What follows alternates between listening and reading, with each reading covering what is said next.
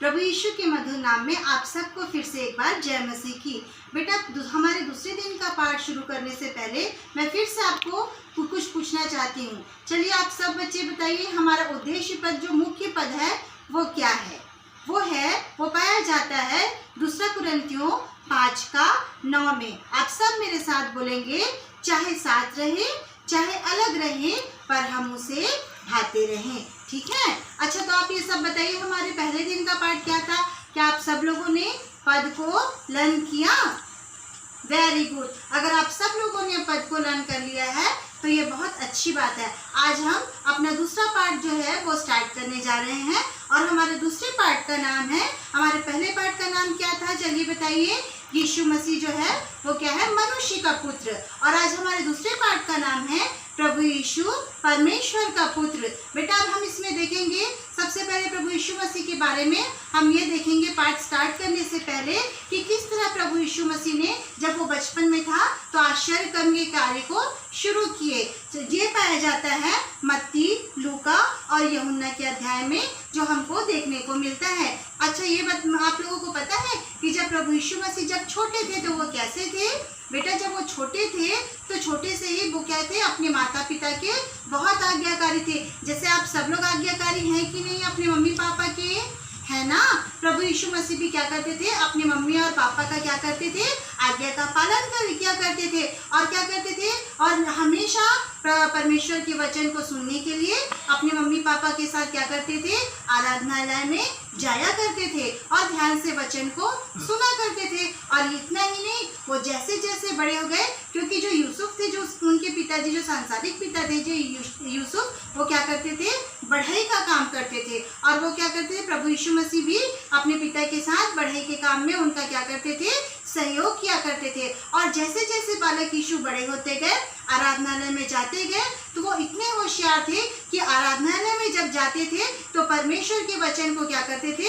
बहुत ध्यान से सुना करते थे। और ध्यान से सुना ही नहीं करते थे, बल्कि क्या करते थे? वहाँ कुछ क्वेश्चन भी किया करते थे, जो उनके मन में आता था सवाल, उनका सवाल भी किया करते थे। और सामने जाके क्या किया करते थे? परमेश्वर के वचन को लोगों में प्रचार भी किया करते थे। और उनकी बातों को सुन के सबको क्या होता था?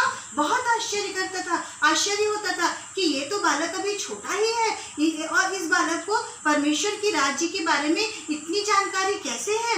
तो प्रभु यीशु मसीह बचपन से ही जो है वो आज्ञाकारी बच्चे थे। और जैसे जैसे बड़े होते हैं प्रभु यीशु मसीह, जब प्रभु यीशु मसीह बड़े होते हैं तो उनका सबसे पहला जो आश्चर्य कर्म जो रहता है वो गलील के काना नामक नगर में होता है। कहाँ होता है? काना में। गलील के जो नगर है वहाँ काना नामक एक गांव था, वहाँ होता है। कैसे होता है? वहाँ विवाह समारोह होता है। जब यहाँ शादी होती है हमको इनवाइट किया जाता है ना, वैसे ही जब शादी में उनके परिवार का भी इनविटेशन था, मरियम लोगों को भी बुलाया गया था और प्रभु यीशु मसीह और उनके चेलों को भी क्या किया गया था? बुलाया गया था। और जब ये लोग जाते हैं तब वहाँ पता चलता है कि तो जो दाखरस है वो तो समाप्त हो गया है। हाँ, और ये लोग क्या हो जाते हैं? वहाँ जब जो जिनके घर शादी होती रहती है उनके परिवार वाले जो क्या है बहुत परेशान हो जाते हैं कि यहाँ क्या है, जो दाखरस जो क्या है वो तो खत्म हो गया है, अब कैसे करेंगे? तब मरियम सुन लेती है और जाके प्रभु यीशु मसीह जब वहाँ गए रहते हैं तो क्या होती है कि यहाँ का जो दाखरस है वो क्या हो गया है? समाप्त हो गया करके ये समाचार जो है कि प्रभु यीशु को देती है। तो प्रभु यीशु मसीह फिर बोलते हैं कि वहाँ लोग जाके बोलते हैं कि वहाँ क्या है, जो 6 नए मटके रहते हैं उनमें क्या कर दो? पानी भर दो। और मरियम जो वहाँ के लोगों को बोलती है कि जैसा प्रभु यीशु मसीह कहे आप लोग वैसा ही करना। और क्या करती है? वहाँ के लोग जैसे ही प्रभु यीशु मसीह बोलते हैं कि इन मटकों को पानी से लबालब भर दो, तो बहुत बड़े बड़े मटके रहते हैं। जैसे हमारे घर में छोटे छोटे मटके पानी पीने के लिए, वैसे मटके वो नहीं रहते हैं, बहुत बड़े बड़े मटके रहते हैं। इतने बड़े मटके रहते हैं कि उसके अंदर एक आदमी भी क्या हो सकता है? घुस के बैठ सकता है। इतने बड़े बड़े मटके रहते हैं। कितने? 6 मटके रहते हैं। और उनमें पानी क्या करते हैं? पूरा फुल पैक करके भर देते हैं। और फिर प्रभु यीशु मसीह बोलते हैं ठीक है, अब उसको निकालो और लोगों को पिलाओ। और जब देखते हैं कि लोगों को पिला तो बहुत बड़ा आश्चर्य होता है कि अरे ये तो पहले के दाखरस से ज़्यादा ही स्वादिष्ट और बहुत अच्छा और नया है। तो इस प्रकार हम देखते हैं प्रभु यीशु मसीह का पहला आश्चर्य कर्म। प्रभु यीशु मसीह का पहला आश्चर्य कर्म कहाँ हुआ था? चलिए आप लोग बताइए। गलील के काना नामक जगह पे हुआ था। कहाँ हुआ था? जहाँ वे विवाह के समारोह में शामिल हुए थे। ठीक है। फिर प्रभु यीशु मसीह अपने क्या करते हैं? परमेश्वर के राज्य का सुसमाचार प्रचार करने के लिए आगे बढ़ते जाते हैं। और वो किनकी आज्ञा का पालन करते हैं? परमेश्वर की आज्ञा का पालन करते हैं। फिर क्या होता है देखिए, मत्ती, अब मेरे साथ आप लोग निकाल लीजिए मत्ती रचित सुसमाचार, उसका 3रा अध्याय, उसके 13वें पद से हम पढ़ते हैं। उस समय यीशु गलील से यरदन के किनारे पर यूहन्ना के पास उससे बपतिस्मा लेने को आया। जब पता चलता है प्रभु यीशु मसीह को कि जो यूहन्ना जो है वो बपतिस्मा देने वाला जो वहाँ आया है, यूहन्ना बपतिस्मा देने वाला जो रहता है वो क्या करता है? लोगों को मन फिराव का जो है सुसमाचार प्रचार करता है और परमेश्वर के राज्य का सुसमाचार प्रचार करता है। और जो मन फिराते हैं उनको क्या करता है? बपतिस्मा देता है। तो उस समय जब प्रभु यीशु मसीह भी बपतिस्मा लेने के लिए जाते हैं यूहन्ना से, तो यूहन्ना जब यूहन्ना से बपतिस्मा लेने के लिए जाते हैं तो यूहन्ना क्या करता है? प्रभु यीशु मसीह को पहचान लेता है और वो क्या कहता है कि मैं नहीं परंतु आप मुझे बपतिस्मा दो। देखो ये क्या बोलता है यीशु ने, परंतु यूहन्ना यह कहकर उसे रोकने लगा कि मुझे तेरे हाथ से बपतिस्मा लेने की आवश्यकता है और तू मेरे पास आया है। फिर यीशु ने उससे कहा कि अब ऐसा ही होने दे, क्योंकि इस रीति से हमको क्या करना है? धार्मिकता को पूरा करना है, यह उचित है। और फिर क्या होता है? यूहन्ना जो है प्रभु यीशु मसीह को क्या देते हैं? बपतिस्मा देते हैं। ठीक है। और उसके बाद जब बपतिस्मा देते हैं तो जैसे शैतान क्या करता है?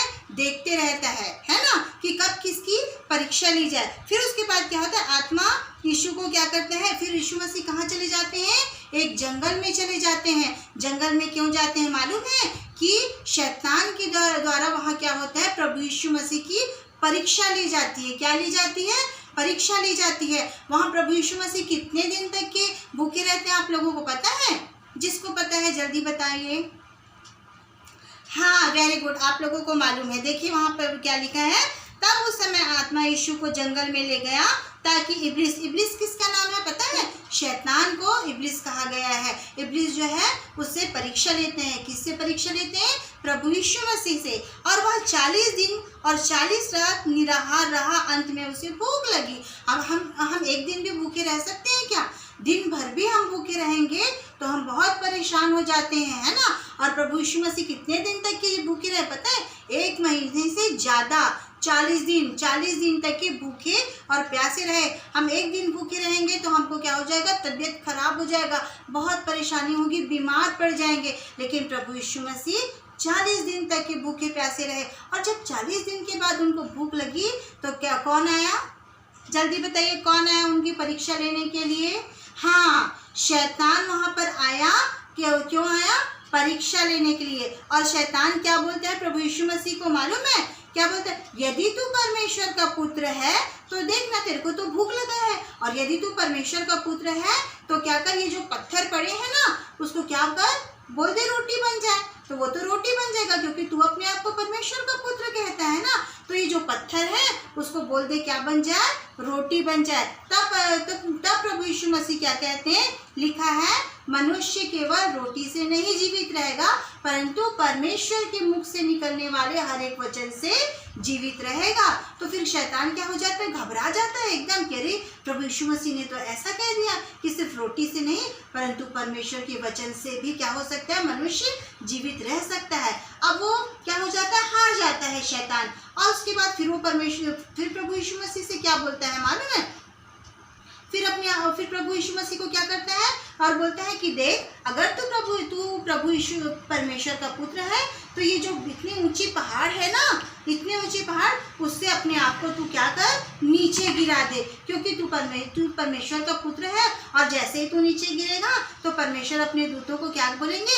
आज्ञा देंगे और वो तुमको बचा लेंगे। तो प्रभु यीशु मसीह क्या करते हैं? शैतान को डांटते हैं और बोलते हैं कि बाइबल वचन में ये भी लिखा है कि तू अपने परमेश्वर की परीक्षा ना लेना। हमको अपने परमेश्वर पिता से की परीक्षा लेना चाहिए क्या, कि हे परमेश्वर पिता, अगर आप मेरे परमेश्वर पिता हैं तो मुझे ये दे दीजिए, वो दे दीजिए। बिल्कुल गलत बात है बेटा। हमको हर एक बात में परमेश्वर पिता को क्या करना चाहिए, धन्यवाद देना चाहिए, थैंक यू देना चाहिए। जो चीज़ हमको नहीं मिली उसको छोड़ दो, लेकिन हमको जो चीज़ मिली है उसके लिए क्या है, परमेश्वर पिता को हर एक बात में क्या करना चाहिए, थैंक यू बोलना चाहिए। हमको अच्छे खाने को मिलते हैं, अच्छे कपड़े मिलते हैं। और देखो दुनिया में कितने गरीब बच्चे हैं जिनको स्कूल जाने को नहीं मिलता, जिनको अच्छा खाना नहीं मिलता, लेकिन हमको क्या करते हैं, परमेश्वर पिता हर एक अच्छी चीज़ें देते हैं। अगर हमको कुछ एक छोटा सा गेम नहीं मिला या कुछ एक छोटी सी चीज़ नहीं मिली तो हमको बोलना चाहिए क्या परमेश्वर पिता से, ऐसा नहीं। हमको बल्कि हर एक बातों में परमेश्वर पिता को धन्यवाद देना चाहिए और बोलना चाहिए, परमेश्वर पिता आपका धन्यवाद हो और हमारे जीवन में प्रभु जी हर एक पल आपकी इच्छा पूरी हो। और वैसा ही कीजिएगा परमेश्वर पिता जैसा आप हमारे लिए योजना बना करके रखते हैं, जैसा आप चाहते हैं वैसा ही हमारे लिए कीजिएगा। तो बताइए, शैतान ने पहली परीक्षा प्रभु यीशु मसीह से क्या ली? पहले बोलता है कि भूख लगी है, उसको पता रहता है कि प्रभु यीशु मसीह क्या करते हैं, 40 दिन से भूखे रहते हैं। तो बोलते हैं कि पत्थर को बोल कि रोटी बन जाए। और क्या होता है, प्रभु यीशु मसीह उसको क्या करते हैं, वचन के द्वारा उसको हरा के चुप करा देते हैं। दूसरी बार बोलता है कि अपने आप को क्या कर, पहाड़ से नीचे गिरा ले। तब भी प्रभु यीशु मसीह बोलते हैं कि किसी भी रीति से अपने परमेश्वर की परीक्षा ना लेना। और फिर तीसरी बार उसको क्या करता है, बहुत ऊंचे पर प्रभु यीशु मसीह को शैतान जो है वो लेके जाता है और पूरी दुनिया को दिखाता है। क्या दिखाता है? पूरी दुनिया जो बहुत सुंदर रहती है और बड़े बड़े बंगले, बड़े बड़े राजभवन, बहुत ही धन संपत्ति दिखाता है। बोलता है कि यदि तू मुझे प्रणाम कर ले तो ये जितना जो चीज़ है वो क्या करूँगा, मैं तुझे दे दूँगा। पर वो शैतान चाहता है प्रभु यीशु मसीह को लालच दिलाना। कई बार हमारे मन में भी शैतान क्या है, लालच डाल देता है। क्या डाल देता है? लालच डाल देता है। अरे अगर हम वहाँ जाएंगे, थोड़ा सा झूठ बोल देंगे तो हमको क्या करेंगे, हमको ये चीज़ें मिल जाएगी। हमारे पास तो अच्छा रबर पेंसिल और शार्पनर हर चीज़ है, और अगर जाके झूठ बोल देंगे कि नहीं है, हमारे पास तो कुछ नहीं है, तो हमको क्या है, जिनके पास से है नई नई चीज़ें मिल जाएंगी। तो ऐसा क्या करता है शैतान, जो हमारे मन में है, लालच दिलाता है। और प्रभु यीशु मसीह को क्या करता है, सारी सुंदर दुनिया को दिखा के क्या बोलता है कि अगर तू मुझे प्रणाम कर तो मैं क्या कर दूंगा, ये सब तेरे को क्या करूंगा, दे दूंगा। फिर परमेश्वर पिता उसको डांटते, यीशु मसीह डांटते हैं और क्या बोलते हैं, तू किसी भी क्या बोलते हैं, तू सिर्फ अपने प्रभु परमेश्वर ही को प्रणाम करना और उसी की उपासना करना। वचन में ये लिखा है कि तू सिर्फ किसको प्रणाम करना, अपने परमेश्वर को प्रणाम करना और उसी की उपासना करना। और शैतान जो होता है, शैतान को पता चल जाता है कि प्रभु यीशु मसीह क्या है, उसके सामने झुकने वाले नहीं हैं। और प्रभु यीशु मसीह सचमुच परमेश्वर के पुत्र हैं, हमारे उद्धार करते हैं। शैतान को अच्छे से बात ये मालूम होती है, फिर भी वो क्या है, प्रभु यीशु की परीक्षा लेने को जाता है। और सोचो, जब शैतान इतना चालाक है, प्रभु यीशु मसीह की परीक्षा लेने को चला जाता है, तो वो क्या है, हर एक पल हर एक क्षण क्या करता है, हमारी भी परीक्षा लेने के लिए ये क्या करता है, बिल्कुल खड़े रहता है। और जब हम परीक्षा में फेल हो जाते हैं ना, तब वो परमेश्वर पिता के सामने जाके बोलता है कि देखो ये तो फेल हो गए, है ना। और पता है आपको, आप लोगों को ये पता है कि शैतान हमारे जीवन में कैसी कैसी परीक्षा लाते हैं? चलो बताओ आप लोग छोटे बच्चों, लालच के द्वारा। क्या होता है, हमको हमारे मन में लालच डालता है, हमको क्या है, झूठ बोलने के लिए उकसाता है। और क्या है, और क्या है, अपने जो दोस्तों हैं उनके साथ क्या करते हैं, लड़ाई झगड़ा करने को गुस्सा दिलाता है। ये सब किसका काम है? शैतान का काम है। और सबसे बड़ा काम ये है कि जब हम चर्च में जाते हैं, जब परमेश्वर का वचन वहाँ सुनाया जाता है पास्टर के द्वारा, और जब हम चर्च में थोड़ा देर बैठ के जब हम बाहर चले जाते हैं, तो हमको कौन भड़काता है? वो शैतान जो है ना, वो बोलते हैं चलो बाहर जाएंगे, चलो खेलेंगे, अरे यहाँ तो बोर लग रहा है, पास्टर मैसेज दे रहे हैं। और अगर आप बैठ गए तो शैतान को चुप करा कि नहीं, मुझे क्या करना है, परमेश्वर का वचन को सुनना है, तो शैतान क्या हो जाता है, हार जाता है और वहाँ से भाग जाता है। और अगर आप लोग चर्च में जो मैसेज चल रहा है उसको छोड़ के बाहर खेलने चले गए, तो यहाँ किसकी जीत होती है? शैतान की जीत होती है। और वो बोलते हैं वाह, मैं तो आज इसको हरा दिया। क्यों? क्योंकि अंदर तो परमेश्वर का वचन चल रहा है और ये बच्चा क्या है, बाहर खेल रहा है। इसलिए हमेशा याद रखना बेटा, जब भी आप लोग चर्च में जाते हैं और अगर आप लोगों को बाहर जाने की इच्छा होती है खेलने की, तो आप लोग बिल्कुल समझ जाना कि किसका काम है, शैतान का काम है। और शैतान क्या कर रहा है, हमारी परीक्षा लेना चाह रहा है। और तो आप लोग ना तुरंत शैतान को डांटना और सिर्फ चर्च में बैठ के जो हमारे पास्टर जो मैसेज देते हैं, जो परमेश्वर का वचन है, उसको सुनना। तो शैतान अपने आप हार जाएगा और क्या हो जाएगा, वहाँ से भाग जाएगा, है ना। और हम देखते हैं, देखो पहले हम सबसे पहले कि परमेश्वर के प्रभु यीशु मसीह के बारे में हमने क्या सीखा, वो कि वो परमेश्वर के पुत्र थे। पहले दिन में हमने जैसे देखा कि मनुष्य के पुत्र थे, और आज हमारे दूसरे पार्ट का नाम है कि प्रभु यीशु परमेश्वर के पुत्र, और वो बहुत आज्ञाकारी पुत्र थे। जब वो छोटे थे तो जो उनके सांसारिक माता पिता थे मरियम और यूसुफ, वो क्या करते थे, उनकी आज्ञा का पालन करते थे। उनके साथ हमेशा क्या करते थे, आराधनालय जाया करते थे। और देखो प्रभु यीशु मसीह भी परमेश्वर के वचन को बहुत ध्यान से सुना करते थे, और जैसे जैसे वो बड़े होते गए परमेश्वर के वचन को क्या करते गए, लोगों में प्रचार करते गए। चंगाई दी उन्होंने लोगों को, और बहुत से आश्चर्य कर्म किए उन्होंने लोगों के बीच, और हमेशा क्या करते थे, परमेश्वर के राज्य का सुसमाचार प्रचार करते थे। और जब शैतान के द्वारा उनके जीवन में परीक्षा आई, शैतान ने उनका परीक्षा लिया, तो परमेश्वर के वचन के द्वारा प्रभु यीशु मसीह ने क्या किया,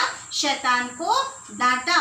और क्या करे, परमेश्वर के पुत्र जो हमारे उद्धारकर्ता प्रभु यीशु मसीह हैं, वो आज भी हमारे लिए क्या करते हैं पता है आप लोगों को, आज भी परमेश्वर पिता से क्या करते हैं, हमारे लिए प्रार्थना करते हैं। अगर हमें किसी चीज़ों की ज़रूरत पड़ती है तो प्रभु यीशु मसीह भी जो हमारी आवश्यकता के लिए परमेश्वर से प्रार्थना करते हैं। और हम कुछ गलती करते हैं, माफ़ी मांगते हैं, तो भी प्रभु यीशु मसीह परमेश्वर से हमारे लिए क्या करते हैं, निवेदन और विनती करते रहते हैं। तो हमको क्या करना चाहिए, प्रभु यीशु मसीह के जैसे जैसे वो आज्ञाकारी थे, हमको भी आज्ञा का पालन करना है अपने माता पिता का। और परमेश्वर का पुत्र जो प्रभु यीशु मसीह जो हमारे उद्धार करता थे, और उनकी भी आज्ञा का पालन करना है। और उन्होंने जो भी सिखाया है उनको क्या करना है, हमको मानना है। बाइबल में ढेर सारी आज्ञा दी गई है।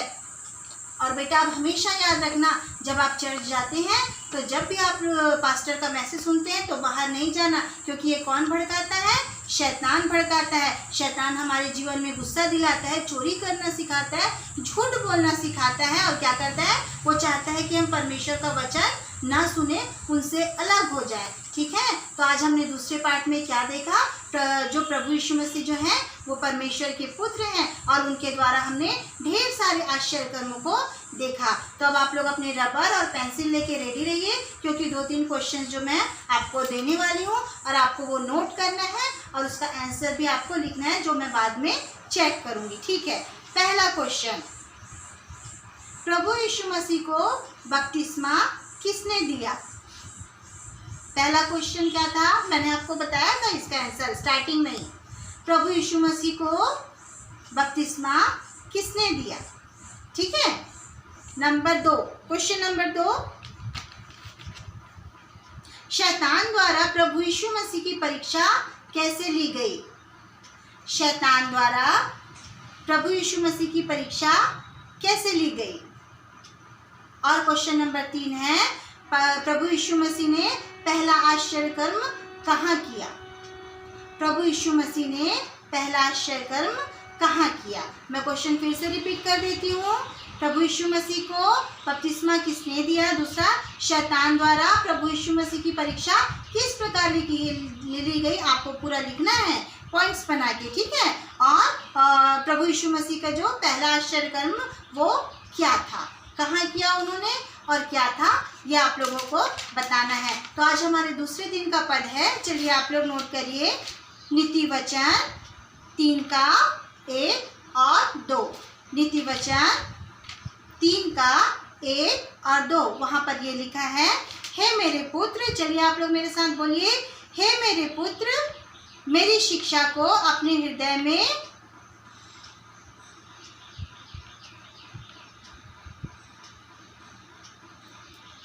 निकाले। आप लोगों ने फिर से निकालिए, नीति वचन 3 का 1 और 2, हे मेरे पुत्र, मेरी शिक्षा को अपने हृदय में रखी रहना, और मेरी सॉरी, थोड़ा सा मैं कंफ्यूज हो रही हूँ। चलिए निकालते हैं नीति वचन 3 का। मेरे साथ निकाल लीजिएगा नीति वचन 3 का, क्योंकि मैंने नोट नहीं किया है शायद, इसलिए थोड़ा सा मैं भी भूल गई। हाँ, नीति वचन 3 का 1 और 2। यहाँ इस प्रकार लिखा है, हे मेरे पुत्र, मेरी शिक्षा को ना भूलना, अपने हृदय में मेरी आज्ञाओं को रखे रहना, क्योंकि ऐसा करने से तेरी आयु बढ़ेगी और तू अधिक कुशल से रहेगा। मैं फिर से आप लोगों के सामने पढ़ती हूँ। हे मेरे पुत्र, मेरी शिक्षा को ना भूलना, अपने हृदय में मेरी आज्ञाओं को रखे रहना, क्योंकि ऐसा करने से तेरी आयु बढ़ेगी और तू अधिक कुशल से रहेगा। ठीक है, फिर पार्ट 3 में हम फिर से मिलेंगे। तब तक के लिए जय मसीह की। Bye bye.